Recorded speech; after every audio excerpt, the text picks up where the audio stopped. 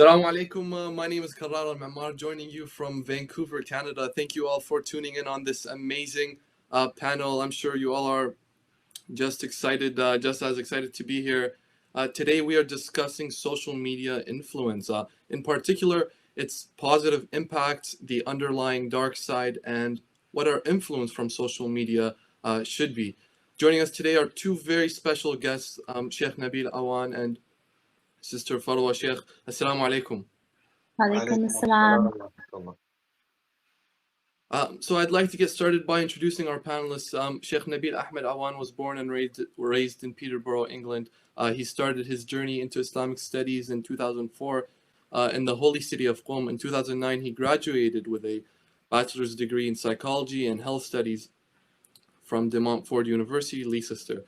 In 2016, he gained his master's in psychology from University of East London. He served as an elected city councillor for the British Labour Party from 2011 to 2016, an avid practitioner and instructor of Wing Chun Kung Fu. He's the founder of Operation 313, a camp aimed at teaching bushcraft and wilderness survival techniques. He has been speaking for over a decade in masajid around the world. He recently returned to the holy city of Qom to further his studies. Farwah is a research nutritionist who works for the New York City Health Department. She's an active member of the community and uses her social media platform to enlighten others about Islam. In addition to educating the Muslim community about healthy eating habits, she's a CrossFit athlete who believes the body not only needs to strengthen itself physically, but must also strengthen spiritually through meditation. She also has a Muslim comedy podcast called Spill the Chai and has started the Renewed Nefs project on Instagram. Follow her at Farwah a Sheikh. So without further ado, thank you for being with us, Sheikh Nabil and Sister Farwah.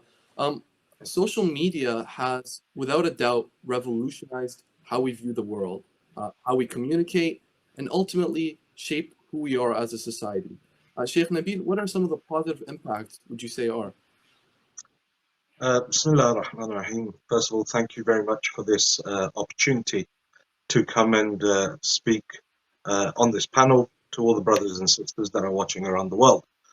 Social media is a global phenomena, something that has, taken over our lives, and so it's something that we can't escape from. And there's a lot of positives that come from that social media.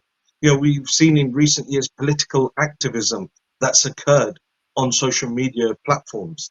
It's social justice campaigns, the dissemination of Islamic knowledge. It's a platform that enables the voiceless to have a voice.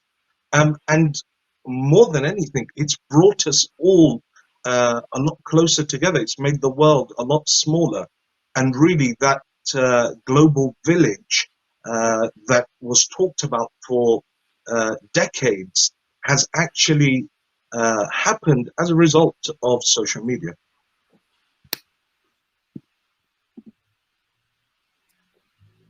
Thank you for sharing that. Farwah, what did you have to say? Yeah, assalamu alaikum, and thank you so much for having me. I'm so honored to be here. And I agree with Sheikh Nabil. Social media has definitely revolutionized our lives. It's changed everything that we do. And like he said, it's brought our voices to the table. And social media has really allowed Muslims freedom of identity without the influence of media outlets. And it's actually interesting because a lot of people are finding Muslims and Islam very fascinating because of things going viral. And it allows Muslims to really be themselves and display authenticity, which we're used to seeing on the news. It's not always true. At the end of the day, it really serves as a resource and enables us to connect and be aware, be informed, and collaborate in innovative ways. Now we can go live with someone else and inform someone about real issues that matter, such as the Uruguay Muslim genocide. Maybe the news wasn't depicting it, but now we have social media, and that allows us as Muslims to voice our opinions without any bias. Thank you. Yeah, I agree a lot. Just a note to our audience, if you do have a question in mind, please feel free to ask in the chat of the YouTube live stream. Near the end of the discussion, we'll try to bring one of the questions to the panel. So moving on, with that said, can we identify some of the negative contributions of social media to our communities? Farwah, how do you think social media has negatively impacted our society? So this is a great question. It's a very loaded question. And to be honest, I don't think we're realizing the damaging effects of social media on our nafs, on our souls. And hear me out, because I know it's social media and nafs, like very different things. But for the first time ever, depression rates and suicide rates have skyrocketed, especially in the ages of 10 to 14-year-olds. Teenagers are now leaving school, they're seeing therapists, and they're having an identity crisis. Anyone born after 1984 is classified as a millennial and a Gen Z. So millennials and Gen Z are statistically growing up with the lowest self-esteem and self-confidence ever seen in any other generation before. So what does that have to do with the nafs? We know that the animalistic side of the nafs, of our soul, is the ego, is to feed temptations and addictions. So when someone uses social media, it releases a chemical called dopamine in the brain, and that makes you feel really, really good. And it's the same chemical released when someone is an addict, of a drug addict or an alcoholic, and they turn to the bottle. So now we have a generation that's addicted to illusions of filters and unrealistic outlook of life. And they think that if you have money, if you have a lot of likes, if you have followers, that makes you really important, and that makes it seem like you're making an impact. And so instead of, you know, being patient and like going the traditional way of feeling like, you know, they're gaining success, they just have to post a photo to get instant gratification. So now there's no concept of waiting or having sabr, and there's no concept of what it means to be on a life journey. And there's just this culture of instant gratification. So if I want something, I can go on my phone, order it off of Amazon, I'll get it tomorrow. If I'm not feeling good about myself, I can post a selfie and get likes. If I want to go on a date, I can swipe right? Like, it's instant gratification. It's just quick fixes to a deeper lying issue. And so when we don't get the good jobs, or we don't take the time to study or work hard, we turn to our devices to receive that quick fix satisfaction. And what's happening is it's leaking into our spirituality. And in turn, a lot of youth and a lot of people, honestly, of all ages, they think that Allah is not helping them, but Allah is against them. So they've lost their identity of self-love.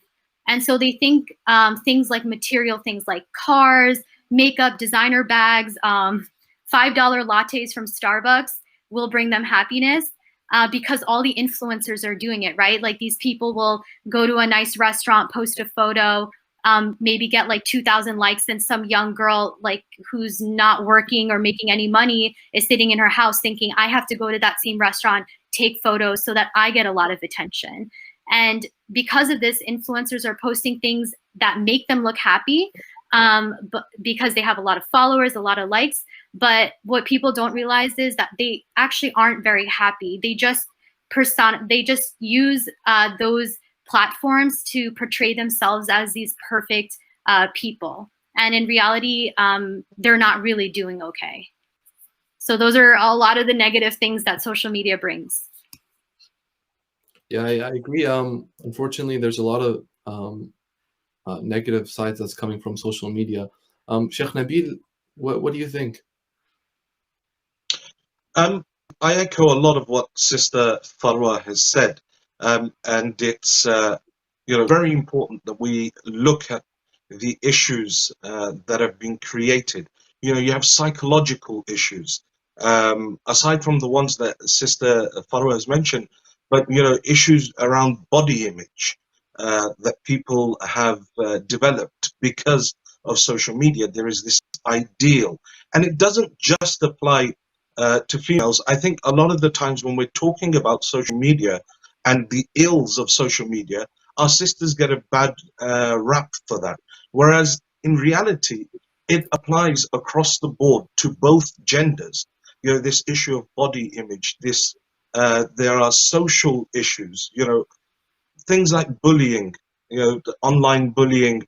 We become reclusive, although it's brought us together even more so, but it's made us more reclusive. So it's a double-edged sword. On the spiritual level, you know, when you look at Instagram and you look at Twitter and all of these different influencers and people that are living these sort of lifestyles that Sister Farwah alluded to, it creates that hubb dunya, that thing that is constantly spoken about within narrations, within the Holy Quran, for us not to have this love of the world, this attachment to the world. Beside that, you know, I said that it gave us an opportunity to disseminate Islamic information around the world and, you know, spread the message of Islam. But along with it came the dissemination of misinformation Islamically. I mean, I look at some of these forums on Facebook, these Shia forums on Facebook and on Twitter, and some of the things that people are talking about, people are giving opinions about, while not having the correct knowledge, and at the same time misguiding so many people. They're not just damaging the iman of those that are present in that group, but overall they're damaging the image of tashayyu because they don't have the correct information. You know, there's so many different things that we could talk about. You know, people losing their identity as Muslims, although we're solidifying on one side for some people, but the vast majority, as a result of social media, we're losing this identity. We're following people on social media who are apparently Muslim, but then will, you know, one day come out and say, oh, well, I no longer pray because I just, you know, believe everything is in the heart. So it's destroying our religion and our connection with Allah subhanahu wa ta'ala as well. So those are some of the dark sides, as I call it, of social media. Thank you, Sheikh Nabil. Yeah, it's tough to take in and really understand. But yeah, it comes back down to social media influence. It's very important to recognize.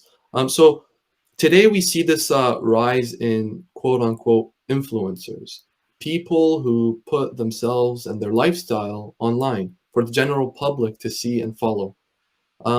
Sheikh Nabil, who should be our influencer? That's a really good question. And, you know, every day I open up social media or a different platform, or I get a message about, and there's a new influencer. There's a new life coach. You know, that's a massive thing, especially during lockdown. Everyone wants to become a life coach. And so when we look at the hadith and we look at the Holy Quran for guidance as to who is it that we should be listening to, who is it that should be influencing us, there's a beautiful narration, and there's a lot more that we could you know, look at in regards to the narrations and the ayat of the Quran, but this one narration sums it up beautifully. The Hawariyun, the disciples of Hazrat Isa, are sitting with him, and they say to him, O Ruh Allah, O the Spirit of Allah, who should we sit with?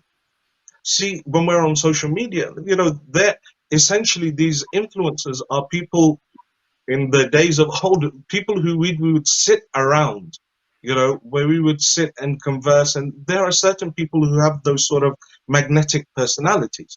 So Hazrat Isa says, look, the person that you need to sit with first should be the person that when you look at them, it inspires you to remember Allah subhanahu wa ta'ala. Their appearance is what should inspire you to remember Allah subhanahu wa ta'ala. The second thing is that they increase the logic in your, they're not, you know, feeding your desires, they're not feeding your emotions, but rather they're developing the logic within your knowledge. And then the third thing that he says is that, and their deeds inspire you to remember your akhirah. What they do, what they say, you know, it's not just on social media platforms, but it's within our masajid. You know, we have a culture of celebrity speakers or ulama and things like that. I need to ask myself that where am I getting my knowledge from? And is this person inspiring me for my akhirah? Or am I becoming more attached while I'm watching these influencers on social media? I'm watching these short clips, these different photos that they're having in restaurants and stuff. Is it actually reminding me of my akhirah, or is it really making me more attached to this world? Well said. Well said, Sheikh Nabil.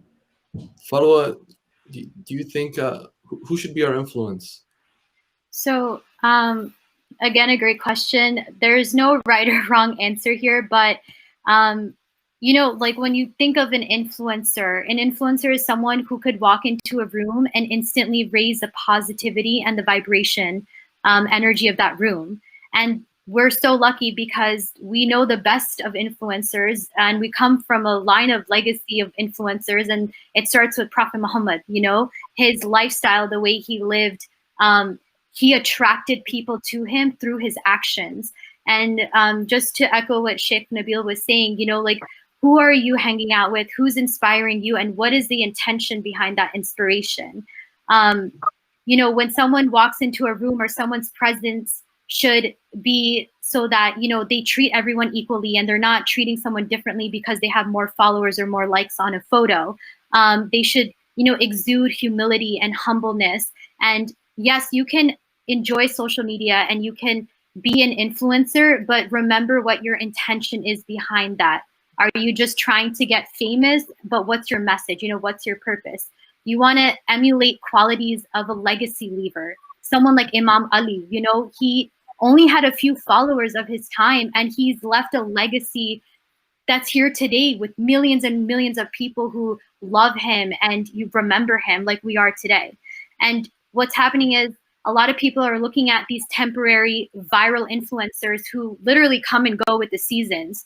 Last year, Instagram was really cool. Right now, it's TikTok. You know, life changes. You need to really follow somebody who is going to leave a legacy, not just like a quick influence of a dance on TikTok for 30 seconds.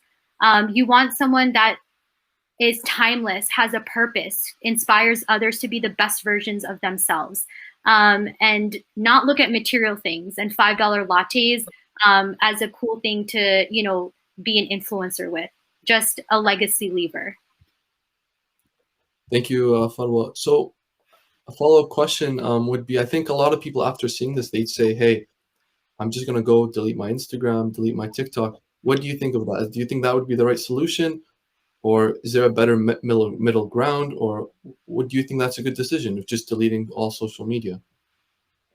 Not at all. I mean, here's the thing. Social media, like we mentioned earlier, it's not a bad thing. It's a great thing, but everything comes with balance. You know, it's not good to have too much of a good thing and too much of a bad thing.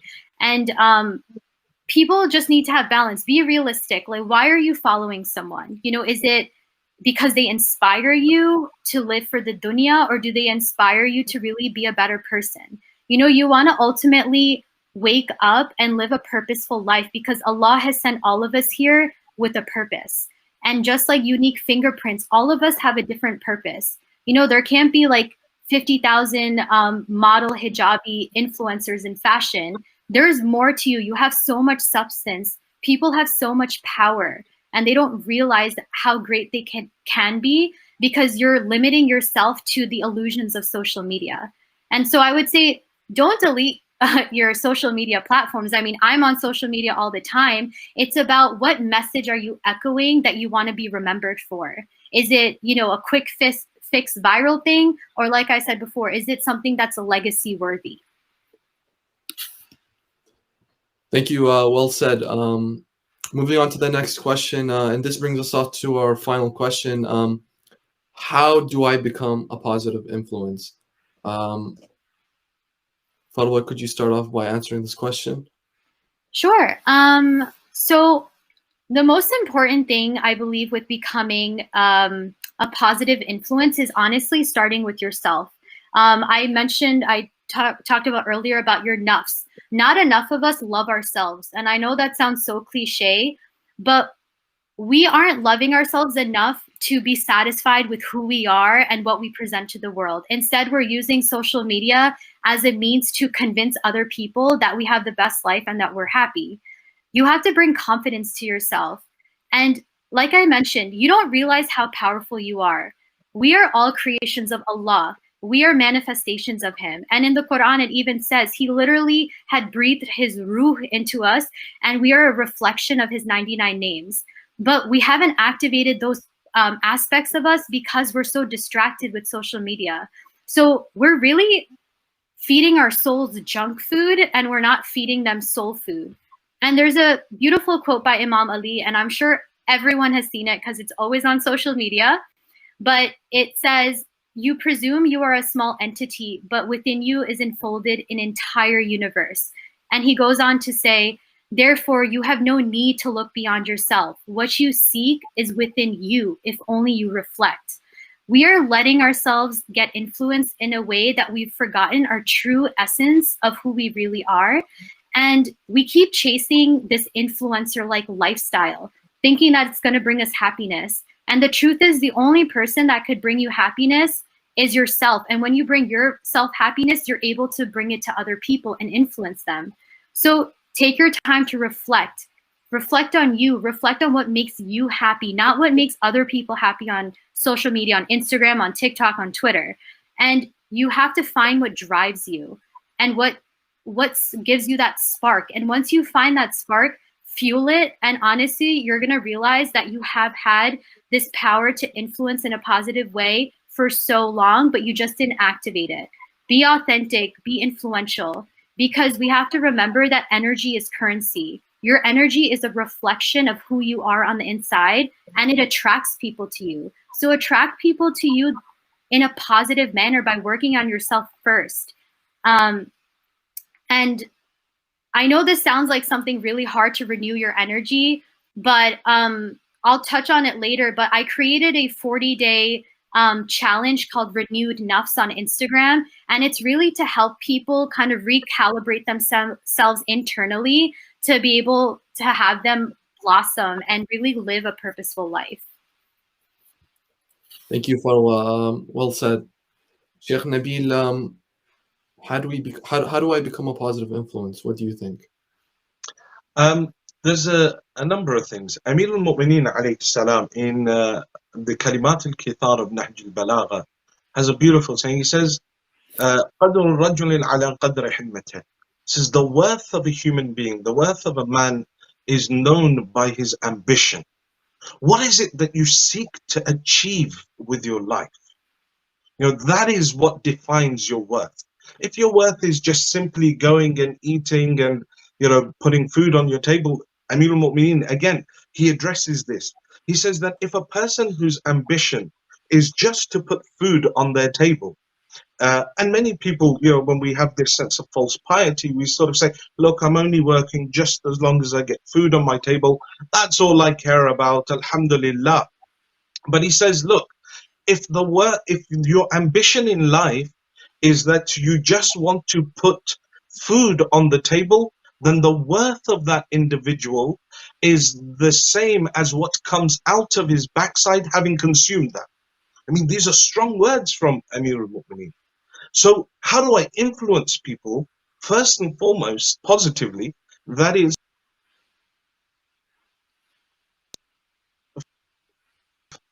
first and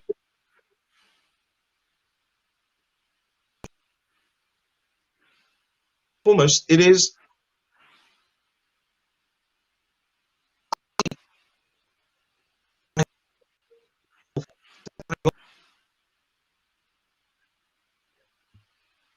many a time being exposed as being fake. You know, the next thing is, you know, words that come from a pure heart, that are spoken from a pure, will affect the hearts. So purify yourself, work on yourself, on your iman, on your connection with Allah subhanahu wa ta'ala, purifying those sins, because the pure heart will influence hearts, the narration say. And then, naturally we want to be loved, we want to be liked. And Allah subhanahu wa ta'ala understands this. He is our creator.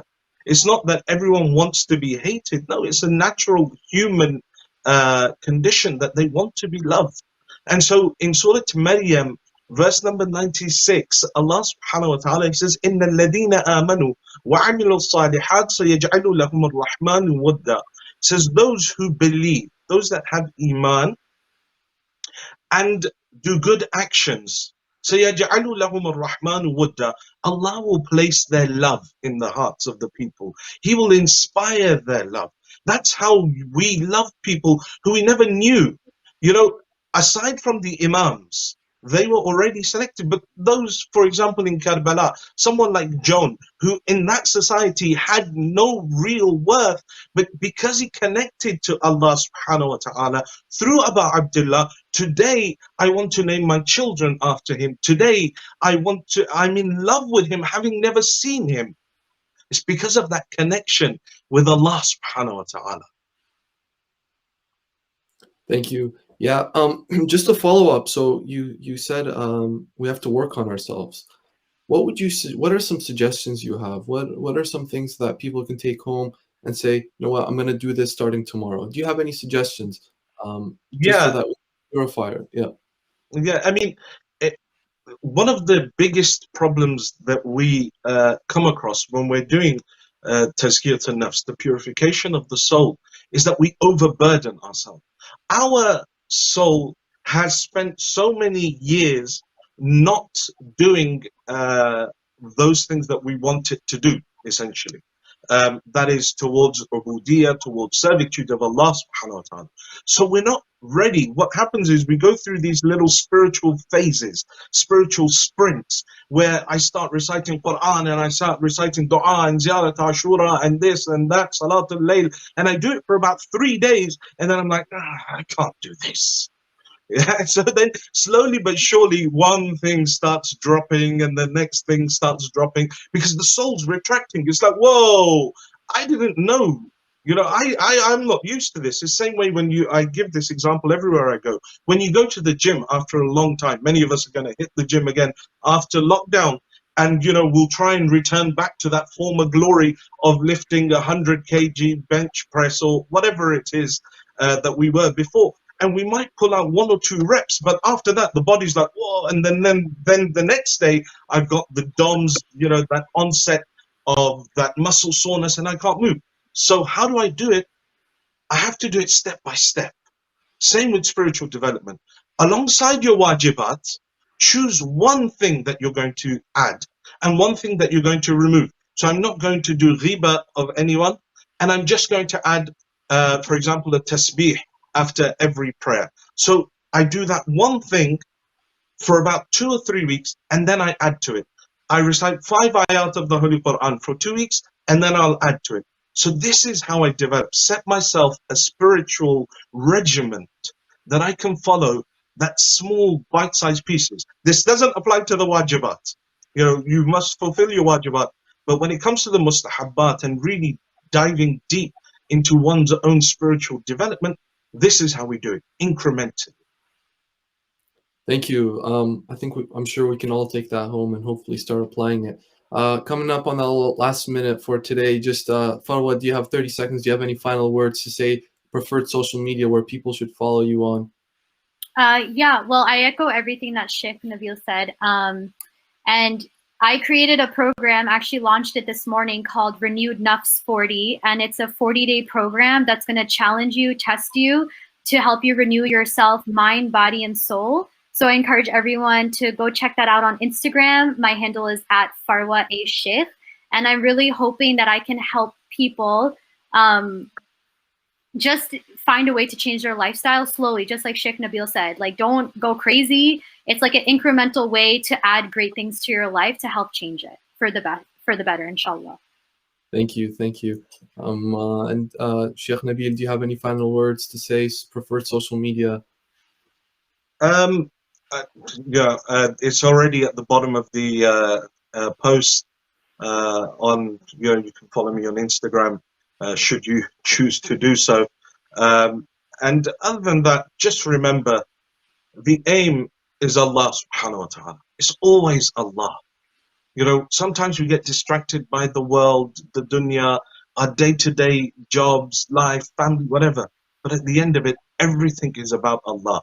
If we can reorient our lives for the sake of Allah subhanahu wa ta'ala, you'll see that you'll become much happier within yourself, and you'll be able to bear any sort of tests and trials that come your way.